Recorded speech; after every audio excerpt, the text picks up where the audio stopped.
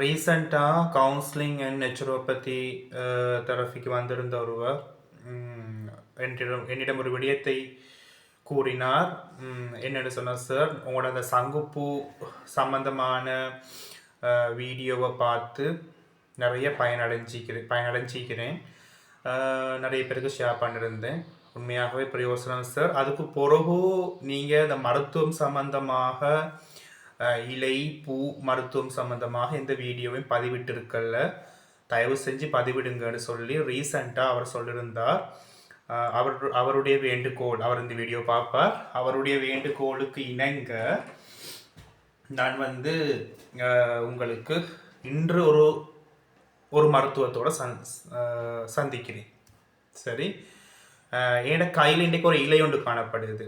அந்த இலை முதல்ல அந்த இலையை பற்றி எல்லாம் நான் சொல்கிறேன், அப்புறம் இலையை காட்டுறேன். சரியா? அந்த இலை மிக மிக அரிதான ஒரு இலை, தேடிக்கொள்வது கொஞ்சம் கஷ்டம்தான்.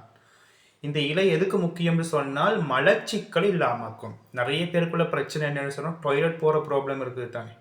ஒழுங்காக டாய்லெட் போகுதில்லை, டாய்லெட் போகிறதுல கஷ்டம், எங்களுக்கு டாய்லெட் சரியாக போகுதில்லை இப்படின்னு சொல்லுவாங்க. சரியான டைட், இந்த டாய்லெட்டுக்கு போயிட்டு வாஷ்ரூமுக்கு போயிட்டு ஒரு யுத்தமே செய்வாங்க. சரி, அதனால் அவங்களுக்கு ரொம்ப டாய்லெட் போகாத ப்ராப்ளங்கள் இருக்கும். இப்படிப்பட்டவங்களுக்காக வேண்டி நிறைய அவங்க மருந்துகள் எடுக்கலாம். நிறைய மருந்துகள் எடுப்பாங்க, குடிப்பாங்க. பப்பாசி தின்னுங்கன்னு சொல்லுவாங்க, பெப்போ பண்டக்காவை தின்னுங்கன்னு சொல்லுவாங்க, இப்படி எல்லாம் இருக்குது. சரி, ஆனால் இந்த இலை ஆகப்பெரிய ஒரு மருத்துவம்.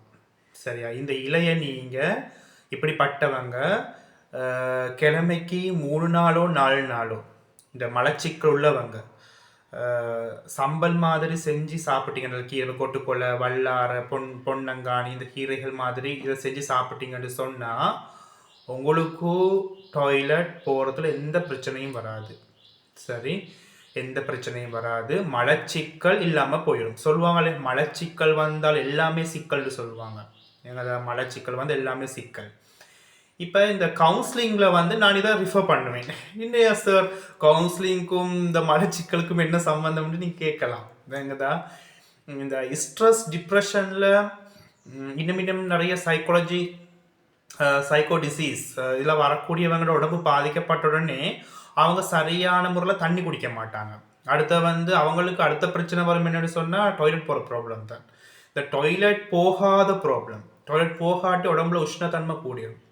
மலச்சிக்கல் உள்ளவங்களுக்கு உடல் உஷ்ணம் கூடிடும். உடல் உஷ்ணம் கூடினால் உடல் வெப்பம் கூட எல்லா பிரச்சனையும் வரும் அவங்களுக்கு. சரியா? ஓகே, இவ்வளவும் சொல்கிறேன், இவ்வளோ பில்டப் பண்ணுறேன், அந்த இலையை காட்டும் மட்டும் நீங்கள் நினைக்கிறது எனக்கு விளங்குது. சரியா? இதுதான் இந்த இலை. பாருங்க, இந்த இலை தானது. இந்த இலையை பார்த்தா இட பேர் என்னன்னு சொல்லவா? இதோட பேர் துத்தி இலை. என்ன இலை? துத்தி இலைன்னு சொல்லுவாங்க. ஓகே, துத்தி இலைன்னு சொல்லுவாங்க.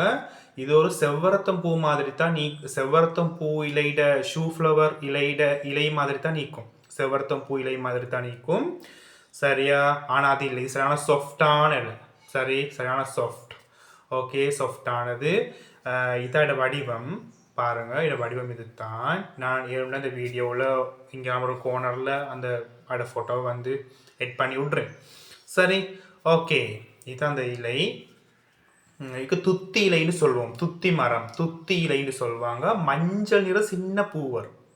மஞ்சள் நிற சிறிய ஒரு பூ வரும்.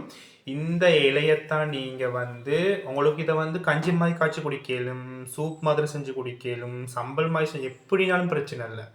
இதை நீங்கள் கிழமைக்கு 4 நாள் 5 நாள் நீங்கள் சரியாக செஞ்சு ஃபாலோ பண்ணிட்டு வந்தீங்கன்னு சொன்னால் இந்த மாதிரி பெஸ்ட் மெடிசன் மலச்சிக்கலுக்கு. சரி, மலச்சிக்கல் இல்லாமாக்கி வாழ்க்கையே சிக்கல் இல்லாமல் வாழ்கிறதுக்கு ட்ரை பண்ணுங்கள். மீண்டும் சந்திப்போம்.